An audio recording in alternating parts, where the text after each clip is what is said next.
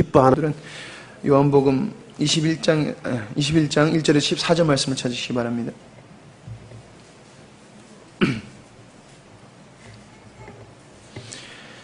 요한복음 21장 1절에서 14절 말씀, 그리고 요한복음 13장 1절 말씀입니다.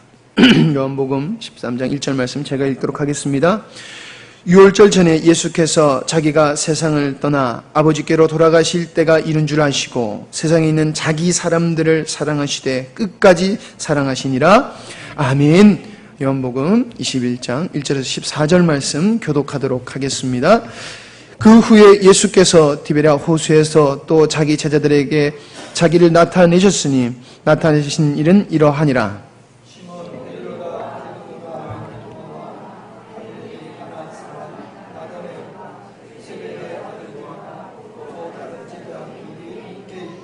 시몬 베드로가 나는 물고기 잡으러 가노라 하니 그들이 우리도 함께 가겠다 하고 나가서 배에 오르나 그날 밤에 아무것도 잡지 못하였더라.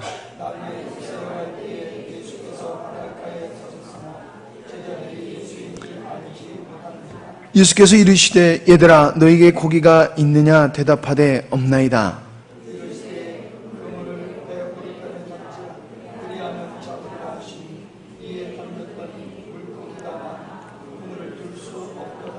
예수께서 사랑하시는 그 제자가 베드로에게 이르되 주님이시라 하니 시몬 베드로가 벗고 있다가 주님이라 하는 말을 듣고 겉옷을 두른 후 바다로 뛰어내리더라.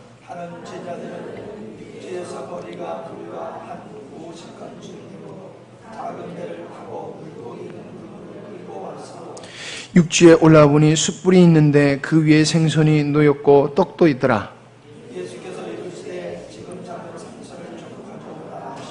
시몬 베드로가 올라가서 그물을 육지에 끌어올리니 가득히 찬 큰 물고기가 153마리라 이같이 많으나 그물이 찢어지지 아니하였더라.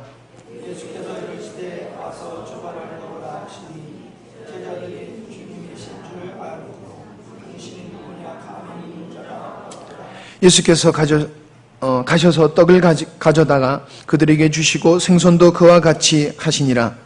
이것은 예수께서 죽은 자 가운데서 살아나신 후에 세 번째로 제자들에게 나타나신 것이라. 아멘. 이 시간 우리 주일학교 친구들의 특성이 있겠습니다.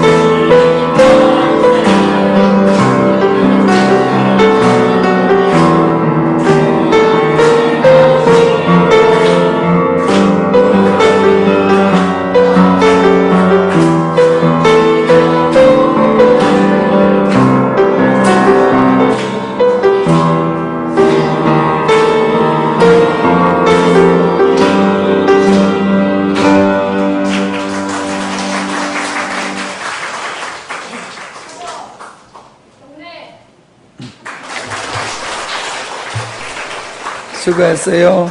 네. 지난번보다는 조금 크게 했어. 네. 저들끼리 할 때는 그렇게 크게 하는데, 기도하십시다. 하나님 아버지, 어린아이들의 찬양이 영원토록 이어지게 하시고, 그런 찬양과 삶을 통하여 우리 하나님께서 영광을 받으시며 주님의 뜻을 이루시는 거룩한 역사가 앞으로 계속 이어지기를 원합니다. 성경학교 가운데 하나님 기름 부으셔서 저희들이 주님을 깊이 알아가는 기회가 되게 하시며, 또 함께 수고하는 우리 교사들과 우리 집사님들 수고가 아름다운 결실을 맺을 수 있도록 축복하여 주시옵소서. 하나님 앞에 귀한 예물을 드립니다. 감사헌금 11조, 현금헌금, 선교헌금, 구제헌금을 드렸습니다. 몸으로, 시간으로, 하나님 재물로, 여러모로 저희들이 주님을 섬기며 하나님의 나라를 세워가는 헌신 위에 우리 하나님 기름 부어 주시어서 주님의 뜻이 아름답게 이루어지는 영광을 보게 하여 주시옵소서. 사람을 통하여 일하시는 하나님의 역사가 우리의 서로의 섬김을 통하여 명확하게 드러나게 하시고, 예배 가운데 함께 하시며 말씀 속에 함께 하셔서 우리의 삶이 더 살찌게 하시고 풍성한 은혜의 자리로 나갈 수 있도록 함께 하옵소서. 다시 한번 간구하옵기는 이 자리에 참여하지 못한 우리의 믿음의 형제들을 기억하시고, 믿음 없는 자들에게는 믿음을 주시고, 연약한 환경에 있는 자들에게는 아름다운 환경과 건강을 허락하셔서 함께 예배하며 주를 기쁘게 할 수 있는 귀한 자녀들 되게 하여 주시옵소서. 오늘도 말씀 속에서 주의 음성을 듣기를 원하오며 은혜를 잊기를 원합니다. 전하는 이종을 붙잡아 주시고 함께하는 우리 모두에게 주의 음성을 들을 수 있는 은혜를 베풀어 주옵소서. 예수님의 이름으로 기도하옵나이다. 아멘.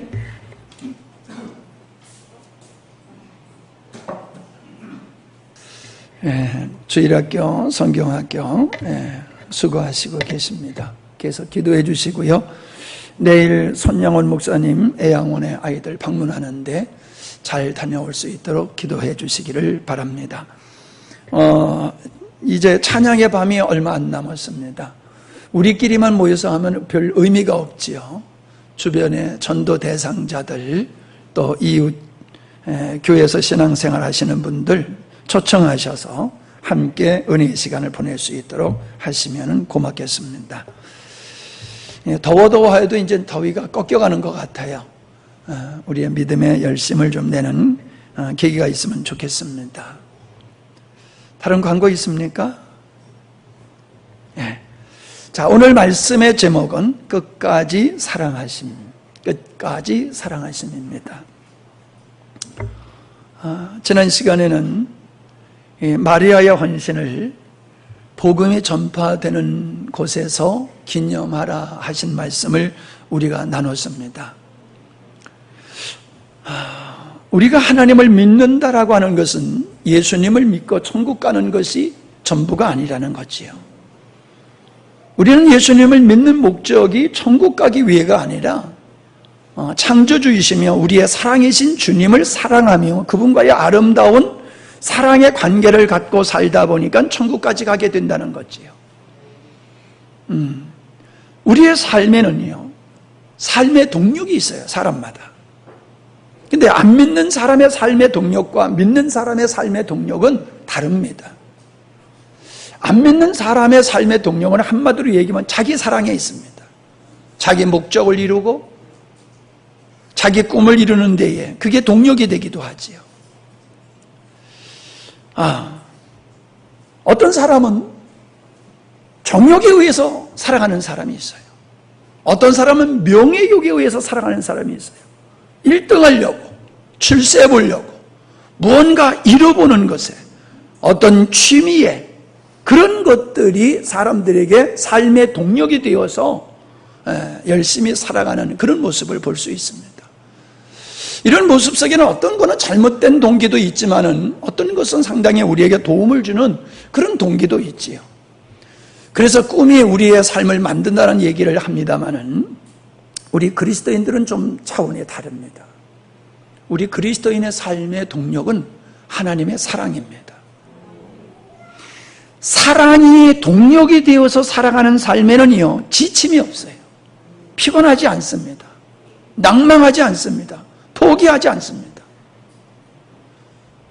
그러나 사랑이 아닌 다른 어떤 것들은 변수가 생기게 되어지면은 그 변수에 그냥 매몰되어져 가지고 가던 길을 멈추게 되어지는, 하던 일을 그만두게 되어지는 그런 것들을 우리가 보게 되지요.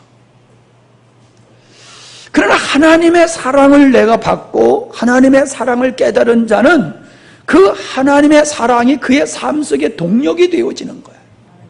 그래서 사도 바울이 내 안에서 사랑이 강건하시는도다. 내 안에 주님의 사랑이 나의 삶의 동력이 된다. 그렇게 말씀하고 있는 겁니다. 우리가 일반적인 살아가는 삶이나 특별히 우리가 하나님의 말씀을 순종하면서 살아가는 삶이나 하나님을 사랑하면서 살아가는 데 있어서는 다른 것으로 되지 않습니다. 아버지의 사랑을 내가 받은 아버지의 사랑을 깨닫고 그 아버지의 사랑이 나의 가슴을 뜨겁게 하고 그 사랑이 나에게 동력이 되어졌을 때에는 하나님의 말씀을 따라 살아가는 것이 힘들지 않습니다. 기쁘고 즐겁습니다. 주님께서 나에게 원하시는 어떤 일을 해나가는 데 있어서도 피곤하지 않습니다. 부담스럽지 않습니다. 사랑으로 하는 일은 다 즐겁고 행복합니다. 그러니까 하나님의 사랑을 받고 그 사랑에 매혹되어서 그 사랑이 동력이 되어서 살아가는 삶은 세상을 넉넉히 이기는 자가 되는 겁니다. 근데 세상에 걸려서 넘어지는 사람, 세상에 끌려가는 사람, 세상으로부터 자유하지 못하는 사람, 이런 사람들은 사실 환경에 문제가 있는 게 아니에요. 아버지의 사랑이 그의 삶 속에 충만하지 못하기 때문이다 라고 하는 겁니다. 오늘 본문 말씀은 예수님이 부활하신 후에 세 번째 제자들을 만난 사건이 기록되어 있는 겁니다. 그런데 사실 예수님이 찾아온 그 제자들의 모습은 승리하는 자의 모습, 패기가 있고 용기가 있고 소망이 넘치는 그런 모습에 있을 때가 아니었어요. 패배자의 모습을 가지고 있었던 거예요. 자기는 실패자라고 하는 자기의 절망에 빠져 있고 목표를 상실해버리고 더 이상 어떤 의욕을 갖지 못하는 그런 상태에, 그래서 과거에 일했던 그 바닷가로 돌아가서 과거에 버렸던 배와 그물을 다시 잡고 옛날에 주님을 만나기 전의 삶으로 돌아가서 살고 있는 그들을 우리 주님이 찾아오셨다는 거예요. 희망 있는 사람이 아니었어요. 꿈과 소망이 다 이제 상실된 그런 사람에게 우리 주님이 찾아오셨다는 겁니다. 이것은요, 죄인 되었을 때에 우리 주님이 이 땅에 오셔서 우리를 구원하신 것과 같습니다. 주님이 우리를 찾아오셔서 우리에게 은혜를 베풀어 주시고 사랑을 베풀어 주셨는데 그 대상자가 소망 있는 자가 아니었다는 거예요. 가치 있는 자들이 아니었다는 거예요.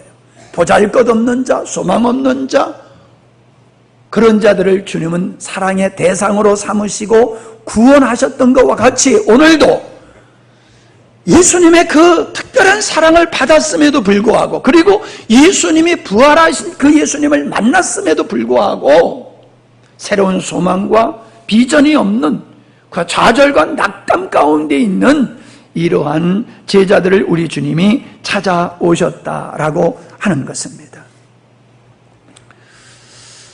이 제자들은 주님이 어디를 가시든지 따라가겠다고 그렇게 단단히 다짐했던 사람들입니다.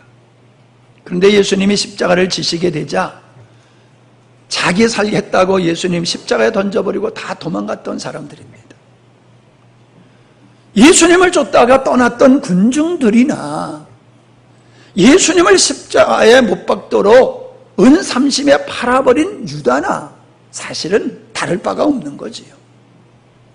그들은 모두 신앙이라고 하는 측면에서 보면 지금 실패하고 있는 패배자의 모습을 그들은 지니고 있다라고 하는 사실입니다. 저는 생각해 볼 때에 이 사람들이 정말로 주님을 알고 주님이 주시는 사랑을 받은 특별한 존재라고 하는 것을 알고 사명의식이 분명했었다라고 하면은 이런 과거로 돌아가지는 않았을 것입니다. 저는 생각해 봅니다. 주님이 이들을 찾아오지 않으셨다라고 하면, 주님께서 이들에게 성령을 주시지 않았다라고 하면은 이들의 모습은 어땠을까? 지금 우리가 알고 있는 그런 제자들의 모습은 없었을 것입니다. 우리는 사람을 사랑하다가 포기하는 경우가 많습니다. 어떤 일을 하다가 포기하는 경우가 많습니다. 그러나 우리가 자녀를 포기하는 법은 없습니다. 왜 포기하지 않습니까? 내 안에 사랑이 있기 때문에 포기하지 않는 겁니다. 우리의 믿음 생활이 흔들릴 때가 있습니다. 왜 흔들립니까? 아버지의 사랑을 의심할 때입니다. 우리의 마음속에 주님께서 베풀어 주시는 은혜가 중단된다라고 하면 우리는 흔들릴 수밖에 없는 자다라고 하는 겁니다. 그처럼 예수님을 부인했던 그 제자들을 주님이 찾아오셔서 밤새워 일하는 그 제자들이 시장할 걸 아시고 바닷가에, 호숫가에 떡을 준비하시고 생소를 굽고 제자들을 초청하시는 모습을 보게 됩니다. 그런 주님 앞에 제자들이 왔을 때에 마음이 어땠을까 하는 생각을 해봅니다. 그 생선이 목으로 넘어가겠습니까? 그 떡이 목으로 넘어가겠습니까? 나는 이렇게 실패자인데 이런 실패자를 꾸짖지 아니하시고 변함없이 사랑하시며 자신들의 줄인 배를 위해서 조반을 준비하신 그 주님의 사랑 앞에 이들은 분명히 몸둘 바를 몰랐을 것입니다. 차라리 책망하셨으면 속이 시원할지 모를 거예요. 우리 주님이 사람을 세워가시는 것은 책망을 통해서가 아니라 용서와 사랑으로 하신다라고 하는 것을 우리는 볼 수 있습니다. 우리 하나님은 완벽한 사람을 찾아서 완벽한 사람을 쓰시지는 않습니다. 하나님이 사용하셨던 성경의 위대한 사람을 본다라고 하면은 아브라함 이전에는 노아예요. 아브라함은 믿음의 시작이지요. 모세가 그렇고 다윗이 구약의 중요한 사람입니다.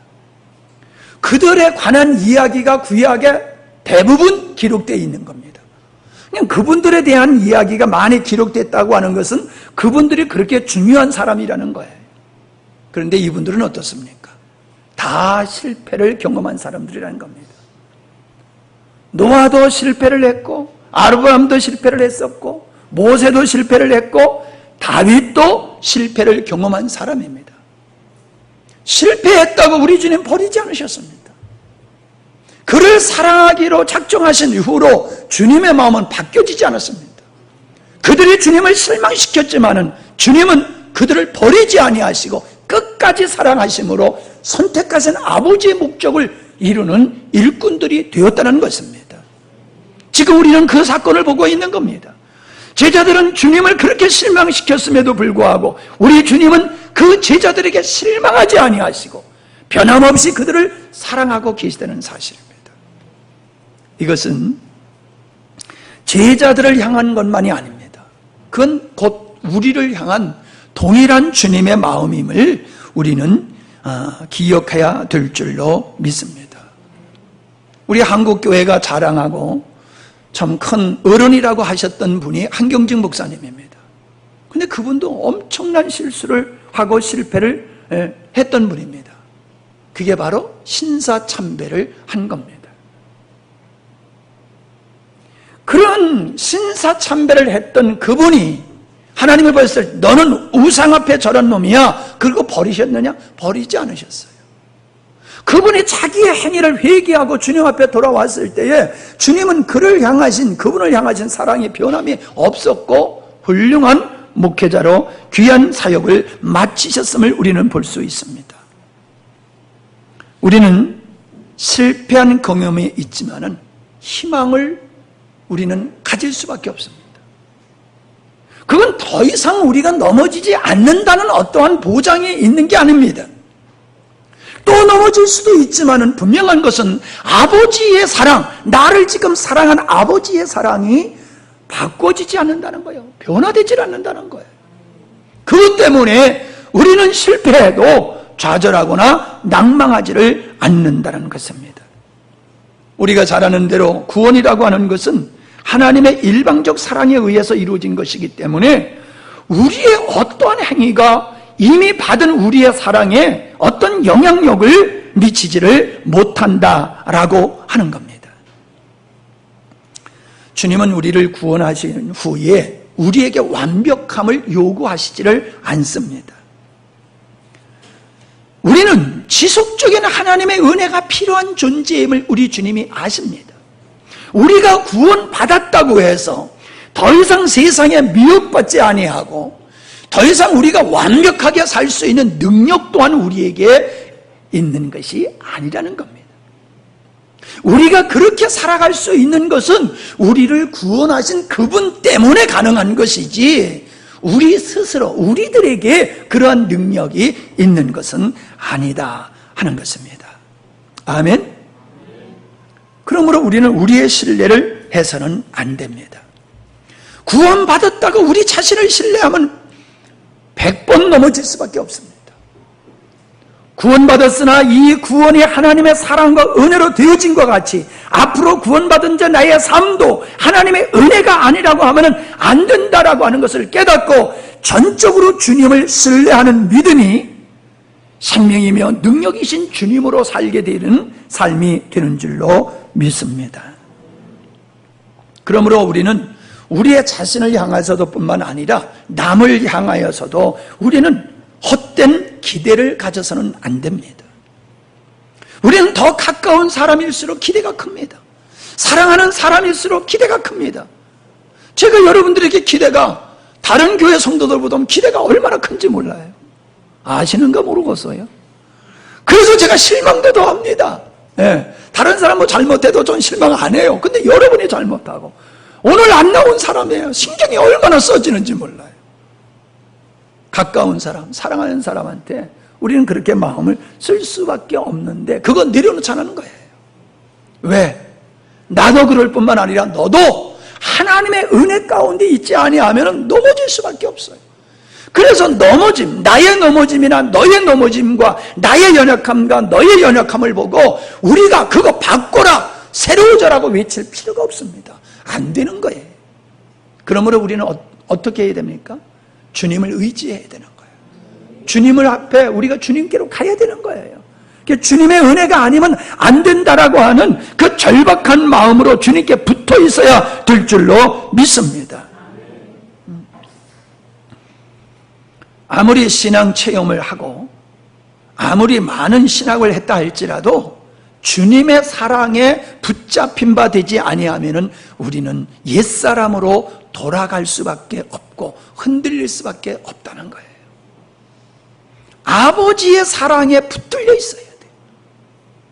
내가 예수를 믿는다고 하는 것 같지만 사실 내가 예수님을 믿는다는 얘기는 아버지가 나를 붙들고 아버지가 사랑으로 나를 붙들고 있기 때문에 내 그것이 아버지를 믿고 아버지를 사랑하는 모습으로 나타나게 되는 것뿐이에요. 에베소서 4장 14절에 보면은 우리가 이제부터는 어린 아이가 되지 아니하며 사람의 괴술과 간사한 유혹에 빠져 모든 교훈의 풍조에 밀려 요동치 않게 하려 함이라. 요동치 않는 믿음. 환경이 어떠하든지 요동치 않는 그 믿음은 어떤 믿음이냐? 아버지의 사랑을 깨닫고 아버지의 사랑에 매여 있는 자라는 거예요. 그냥 무조건 아멘 하세요. 잘 이해가 안 되니까 가만히 계시는데 그게 사실이에요. 그게 사실이에요. 자기의 사랑의 발로에 의해서 하나님을 믿는 사람은 자기가 원하는 것이 이루어지지 않을 때에 넘어질 수밖에 없어요. 흔들릴 수밖에 없어요. 아무리 구원을 받았어도 아버지의 깊은 사랑을 깨닫지 못하고 아버지의 사랑에 매혹되어 있지 않는 사람은 흔들릴 수밖에 없는 사람이에요. 그리고 이런 사람을 성경에서는 어린 아이와 같다라고 얘기하고 육신에 속한 자라고 말씀하고 있습니다. 고린도전서 3장 1절로 4절입니다. 형제들아, 내가 신령한 자들을 대함과 같이 너희에게 말할 수 없어서 육신에 속한 자, 곧 그리스도 안에서 어린 아이들을 대함과 같이 하노라. 내가 너희를 젖으로 먹이고 밥으로 아니하노니 이는 너희가 감당치 못하였음이거니와 지금도 못하리라. 너희가 아직 육신에 속한 자로다. 너희 가운데 시기와 분쟁이 있으니 어찌 육신에 속한 사람을 따라 행함이 아니리요. 고린도 교회는 훌륭한 목회자들이 지나간 것입니다. 훌륭한 목사님들이, 지도자들이 지나갔다는 것은 그만큼 훌륭한 양육이 있었다는 거예요. 그리고 그 교회는 어느 그 교회보다도 은사가 풍성했던 교회입니다. 그러면은 우리가 생각해 볼 때에 성숙한 그리스도인들로 충만해야 됐던 교회가 고린도 교회예요. 근데 지금 사도 바울은 그 고린도 교회를 향해서 너희들은 성숙한 자가 아니야. 신령한 자들이 아니야. 여전히 너희들은 어린 아이의 수준에 있어 라고 말씀하고 있어요. 제가 이 말씀을 읽으면서 제 마음속에 이 말씀이 새롭게 들어와요. 너희를 젖으로 먹이고 밥으로 아니하노니 이는 너희가 감당치 못하였음이거니와 지금도 못하리라. 나는 바울과 같이 안 하는 것 같아요. 응? 바울은 딱딱한 음식을 안 줬다는 거예요. 부드러운 음식을 줘서 누구나 다 먹을 수 있게 했다는 거예요. 근데 나는 맨날 딱딱한 음식을 줘. 먹고 소화해. 이건 당신들의 몫이야. 그러면서 저는 딱딱한 걸 막 던지고 있어요. 예. 바울의 말도 맞고 제 마음도 틀린 것은 아닙니다. 전하는 제 입장에는 바울과 같이 성도들이 이 깊은 하나님의 사랑과 하나님의 은혜를 알 수 있도록 하는 이 노력이 필요합니다. 그러나 아무리 지도자가 그 말씀을 그렇게 가르쳐준다 할지라도 본인들이 사모하지 아니하면은 들려지질 않습니다. 깨달아지는 게 아닙니다. 함께 가야 될 줄 믿습니다. 하나님의 창조의 의도를 알 때에, 하나님의 사랑을 내가 온몸에 받고 있다고 하는 것을 알 때에 그 사람은 믿음이 흔들리지 않는다라고 하는 겁니다. 그러나 이 아버지의 사랑을 받으면서도 아버지의 사랑을 깨닫지 못하는 사람들은 상황에 따라서 흔들릴 수밖에 없음을 성경은 우리에게 말씀하고 있지 않습니까? 우리는 그렇게 흔들릴 수밖에 없는 존재들입니다. 그런데 마태복음 6장 13절에 보니까요, 우리 주님이 기도를 가르쳐 주실 때 이렇게 말씀하셨어요. 우리를 시험에 들게 하지 마옵시고 다만 어디에서? 악에서 구하옵소서. 우리가 살아가는 삶 속에는 시험된 일들이 많습니다. 특별히 안 믿는 사람들한테 시험 들어서 교회 안 나오는 사람 없어요. 성도들에게 시험당하고 목사한테 시험당합니다. 시험거리가 없을 수 없습니다. 우리는 불완전한 존재들이기 때문에 그렇습니다. 근데 그렇게 주님은 가르치셨어요. 시험에 들지 않게 해달라고 기도하라. 이 세상에 우리의 믿음을 넘어지게 하는 요소들이 얼마나 많으냐. 그런 함정에 빠지지 않도록 기도하라 라고 말씀하셨다는 거예요. 그러니까 시험에 든 사람은 뭐예요? 악에 빠진 사람은 뭐예요? 기도 안 했다는 거예요. 나는 시험 그까짓 거 뭐 와봐라 나는 이긴다. 세상 악 그까짓 거 나는 이길 수 있어. 자만에 빠지고 그런 일은 내게 없을 거라고 했던 사람들은, 그래서 기도하지 아니하고 깨어있지 않는 사람들은, 다른 사람들은 안 넘어지는데 그 사람만 넘어지는 거예요. 다른 사람은 뛰어넘는데 그 사람만 거기에 빠져가지고 허우적거리고 있는 거예요. 그러면서 남의 탓을 하는 거예요. 이 세상에는 시험거리가 없을 수 없어요. 이 세상에 우리를 가만 내버려 두지 않습니다. 그러한 것을 우리가 없이 살려면 우주로 빠져나가야 돼요. 이 땅엔 있을 수가 없어요. 문제는 뭐냐? 그걸 이길 수 있는 자가 되어야 되는 거예요. 아멘? 그걸 이길 수 있는 자가 되어야 되는 거예요. 근데 우리 주님이 누가복음 22장 31절에 보면은 이렇게 말씀하셨어요. 시몬아 시몬아, 이건 베드로를 얘기하는 거예요. 시몬아 시몬아, 보라, 사단이 밀 까부르듯 하려고 너를 청구하였으나 그러나 내가 너를 위하여 네 믿음이 떨어지지 않기를 기도하였으니. 지금 주님이 말씀하세요. 마귀가 너를 시험하여 너로 하여금 넘어지도록 그렇게 하고 있지만 내가 허락하지 않았다. 그리고 내가 너를 위해서 네 믿음이 떨어지지 않도록 기도했다. 할렐루야. 자, 베드로가 위대한 겁니까? 주님의 은혜로 된 겁니까? 근데 우린 그렇게 생각 안 했지요. 예. 내가 이긴 줄 알아요. 내가 승리를 이끌어 만들어낸 줄 알아요. 주님은 분명히 말씀하셨습니다. 시몬이 아니라 여기 앉아있는 우리를 향하여 말씀하시는 겁니다. 사랑하는 아무개야, 마귀가 너를 넘어뜨리려고 너를 내게 얼마나 청구했는지 모른다. 그러나 내가 허락지 않았다. 그리고 너를 위해서 내가 기도했다. 오늘 우리가 이 험한 세상 속에서 이 믿음을 지키는 것은 주님의 그 기도 때문입니다. 주님이 우리의 믿음의 대상조 되시지만은 그분은 우리의 믿음이 변치 않도록, 우리의 구원이 땅에 떨어지지 아니하도록, 우리는 몰라도 그분은 우리를 위해서 기도하고 계시다는 사실이에요. 이게 주님의 사랑이에요. 이게 주님의 끊임없는 사랑이에요. 우리의 모습을 보면요, 싸가지가 없어요. 우리의 모습을 보면요, 믿을 게 없어요. 조속으로 변해. 그러한 우리를 우리 주님은 끝까지 사랑하시고 그런 우리를 위해서 기도하시고 있기 때문에 우리가 지금 믿음을 지키고 있다는 사실이에요. 할렐루야. 정말 감사해야 됩니다. 21장 15절로 돌아가 보면요, 우리 주님께서 조반을 잡수신 후에 베드로에게 묻지 않습니까? 시몬아, 네가 사람들보다 나를 더 사랑하느냐? 3번의 질문을 하신 거 우리 너무나 잘 압니다.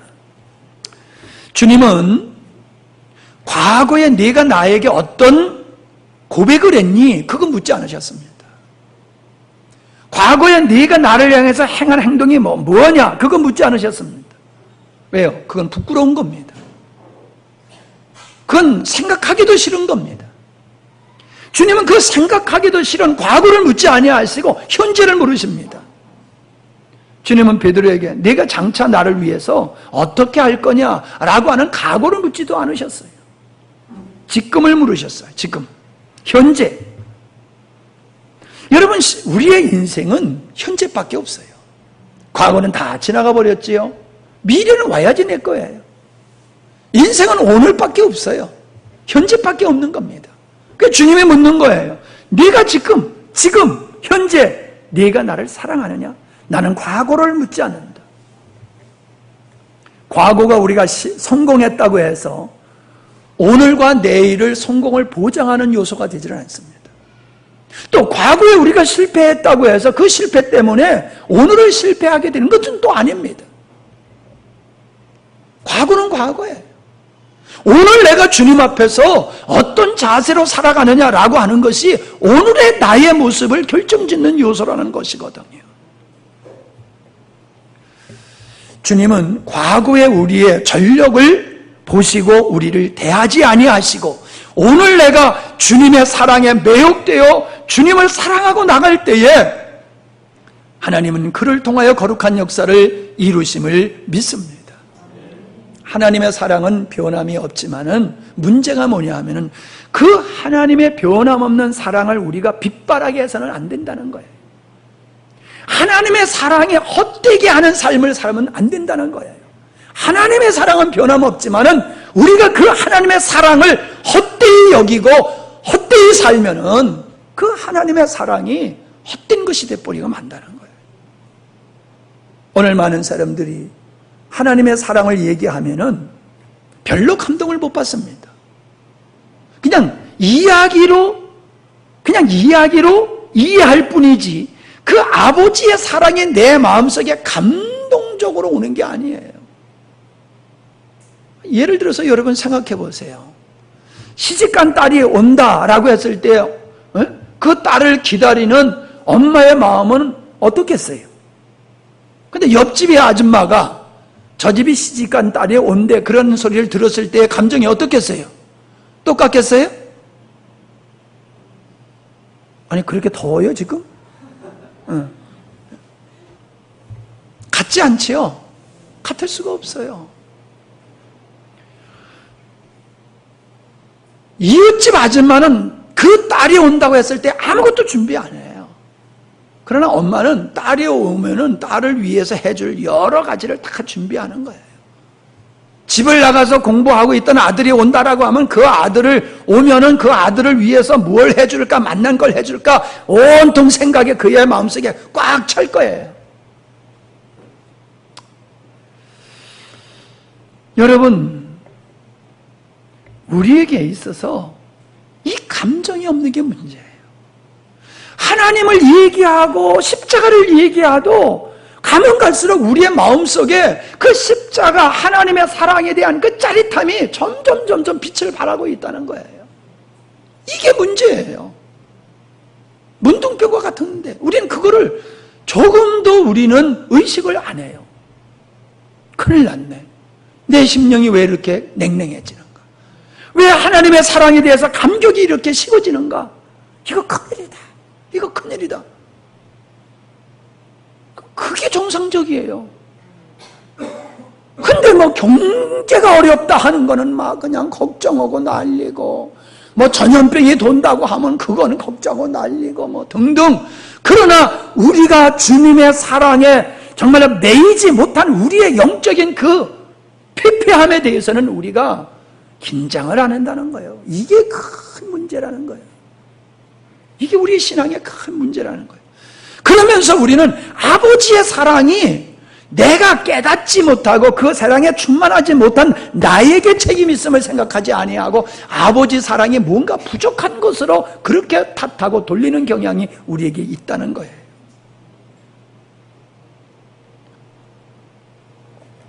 부모의 사랑은 자녀들에게 동일하지만 어떤 자녀는 부모님의 사랑에 매혹되어서 살아가는 사람이 있는가 하면 어떤 자녀는 부모님을 향하여 원망하면서 사는 자녀가 있어요. 똑같이 사랑하는데. 제가 알고 있는 사람이 있어요. 한 사람은 몸이 안 좋은 사람이에요. 안 좋은 사람은 건강한 사람이에요. 그럼 부모가 어떤 사람을 더 사랑하겠어요? 아이, 빨리 대답하세요. 어떤 사람을 더 사랑하겠어요? 몸이 안 좋은 자녀를 더 사랑할 수밖에 없어요.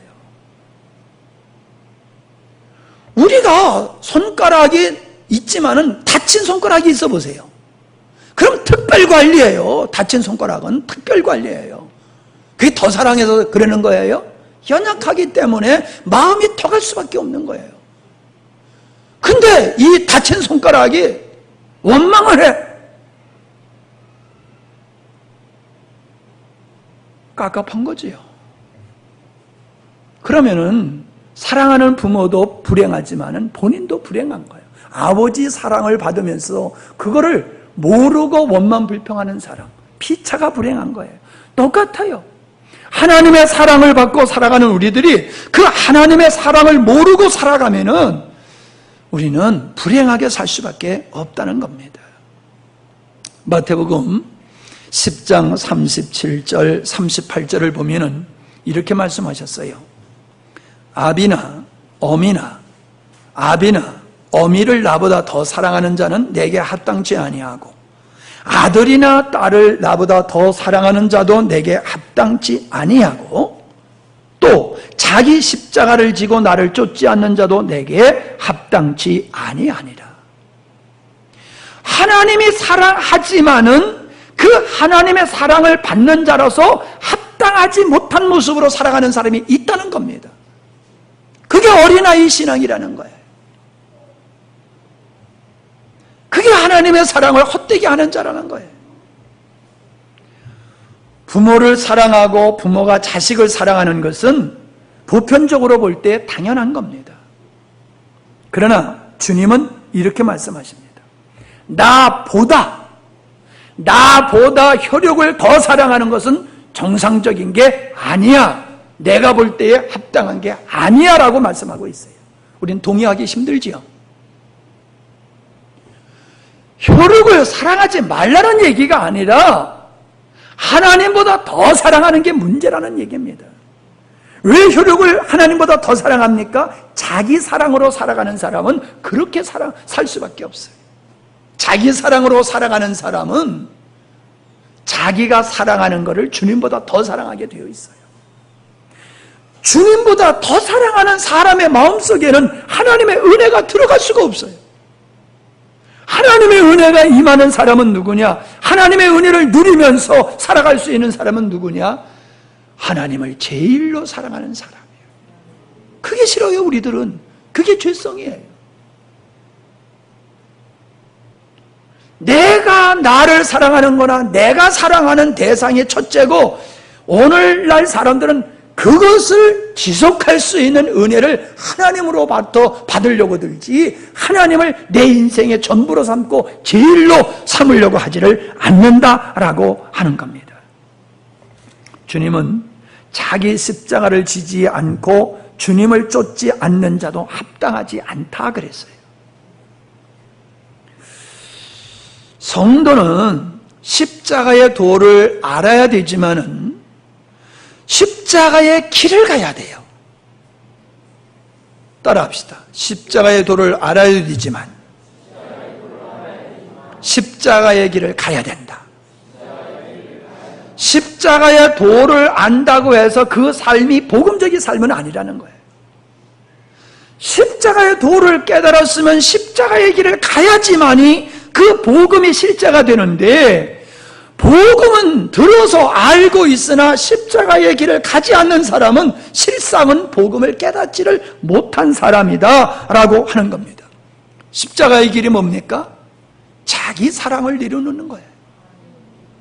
자기를 부인하는 삶이에요. 자기를 부인하는 사람만이 세상을 부인할 수가 있어요. 세상의 유혹을 이길 수가 있어요. 자기를 사랑하는 사람은 세상의 벗으로 살아갈 수밖에 없어요. 그게 야고보서 4장 4절이에요. 간음하는 여자들이요, 간음하는 성도들이요, 세상과 벗된 것이 하나님의 원수임을 알지 못하느냐. 그런즉 누구든지 세상과 벗되고자 하는 자는 스스로 하나님과 원수되게 하는 것이니라. 하나님을 사랑한다고 말을 하면서도 세상과 벗된 삶은 계속 유지하고 있다는 겁니다. 그래서 빌립보서 3장 18절에 보면 주님이, 베드로가 내가 여러 번 너에게 말했다, 내가 여러 번 너에게 권면했다, 지금도 눈물을 흘리며 말한다. 눈물을 흘리며 말하는데, 여자들이 눈물을 너무 자주 흘려도 피곤해요. 사모님이 가끔 그렇게 잘 눈물을 흘려 그래서 제발 그냥 얘기하라, 내가 마음이 찢어진다, 당신이 울면서 얘기하면 내가 견딜 수 없으니까 제발 그냥 좀 얘기하라, 제가 그래요. 그러면 나오는데 어떻게 해요? 그래요. 눈물은 가식이 없지요. 진심의 마음에 있는 감정이 눈물로 이렇게 표출되지 않습니까? 바울이 지금 그렇게 말하고 있어요. 내가 눈물로, 여러 번 얘기했지만 내가 눈물로 너에게, 지금 이럴 때 내가 울어야 되는데, 그지? 내가 막 울면서 얘기해야지 이 말이 맞는데 내가 지금 안 울고 있는 게 이게 문제라. 이게 문제라. 그전엔 잘 울었는데 설교하다가 요즘은 내가 안 울어. 내가 이게 얼마나 괴로운지 몰라. 좀 울어야 되는데. 눈물을 흘리며 말하노니 여러 사람들이 그리스도 십자가의 원수로 행하고 있다. 예수님을 믿는다고 하지만 실상은 십자가의 원수로 행하고 있다. 그 사람의 마지막이 뭔 줄 아느냐? 멸망이다. 십자가로 원수로 살아가는 사람들은 자기의 배를 신으로 삼고 살아가고 있고, 그들이 자랑하며 영광으로 여기는 것들은 세상에 부끄러운 것들이더라. 그는 하늘의 것을 추구하지 아니하고 땅의 것을 늘 생각하며 살아간다. 20절에서 이렇게 말씀하고 있어요. 이런 사람들은 하늘의 시민권을 상실하고 사는 사람이에요. 망각하고 사는 사람이에요. 내가 하늘의 시민이다, 하나님 나라의 시민이라고 하는 것을 망각하고 살아가는 사람은 이렇게 살아간다는 거예요. 그러면서 주님께서 장차 우리의 낮은 몸을 영광의 몸으로 변화시킬 것을 소망으로 하지 아니하고 살아가는 사람들이다. 나는 그들을 향하여 눈물로 호소한다. 그 말씀을 하고 있는 겁니다. 바꿔 얘기하면은 이런 사람들은 주님 보시기에 합당치 않다는 거예요. 복음을 얘기하면서도 자기를 사랑하고 세상을 놓지 못하는 사람은 하나님 앞에 합당하지 않는 거야. 하나님의 사랑을 받으면서도 그렇게 살아가는 것은 합당하지 않는 거야 라고 얘기를 하고 있는데, 우리는 동의를 안 해요. 눈물을 흘리며 말씀하시는 그 말씀을 우리는 귀담아 듣질 않아요. 주님은 또 이렇게 말씀하셨어요. 누가복음 9장 62절에 보니까는 예수께서 이르시되 손에 쟁기를 잡고 뒤를 돌아보는 자는 하나님 나라에 합당치 아니하니라. 쟁기질 해본 사람 손 들어보셔요. 몇 사람 없네. 예, 쟁기질 한번 해보세요. 제가 해봤는데요, 어렸을 때 했지 뭐. 아버지가 농 갈다가 가만히 있으면 내가 뛰어들어가서 아버지 쉴 때 가서 막걸리 잡수시고 계실 때 내가 가서 이리야 하고, 어렸을 때 요만했을 때 초등학교 때 썰애질도 하고 쟁기질도 내가 해봤어요. 근데 잘못하면 푹 들어가고, 푹 들어간다고 잡아제키면 푹 튀어나와가지고 막 쟁기가 쑥 빠져가지고 그냥 막 엉뚱한 데로 가고 그래요.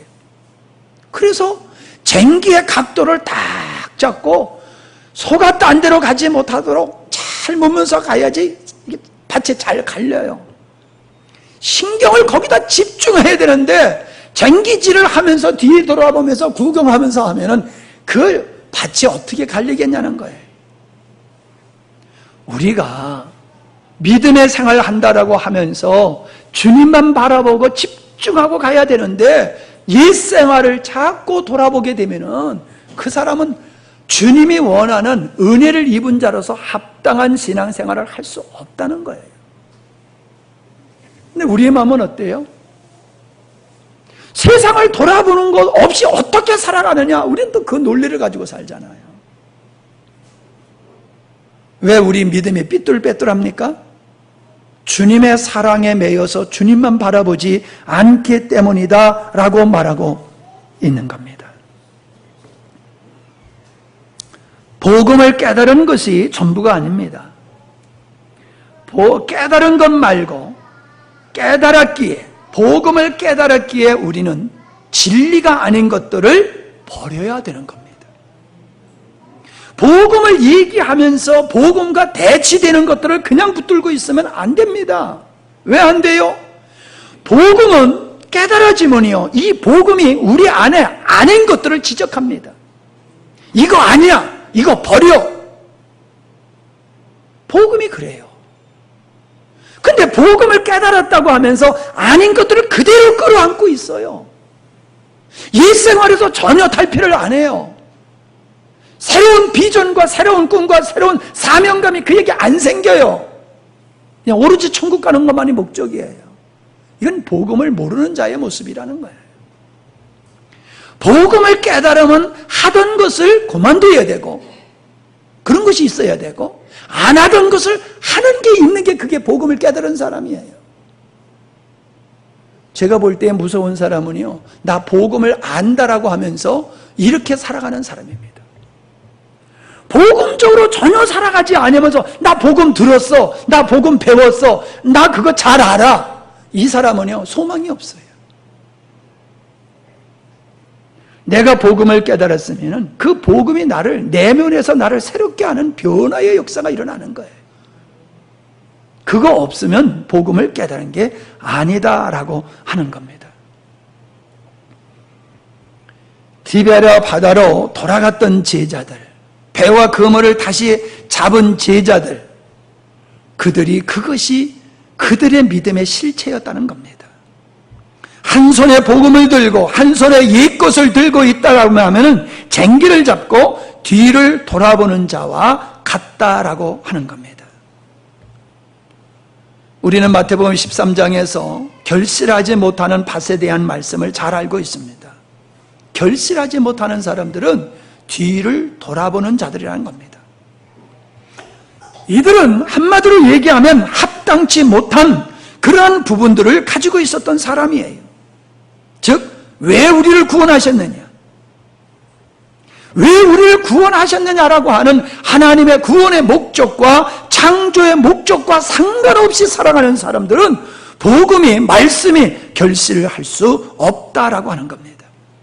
우리는 복음에 의해서 삶의 스타일이 주님으로 바뀌어져야 되는 겁니다. 구원받은 자로서 합당하지 않는 삶을 살아가게 될 때에는 아버지의 사랑이 우리에게 의미가 없어져요. 아버지의 사랑이 의미가 없어져요. 합당치 못한 삶 때문에 지옥 가는 건 아니에요. 그러나 아버지의 사랑이 우리 안에서 꽃 피워줘야 되고 열매 맺어야 되는데 이게 안 된다는 거예요. 그래서 우리는 합당치 못한 것을 던져버리고 아버지의 사랑에 부합한 삶을 살아가는 것이 성도의 삶이다라고 하는 겁니다.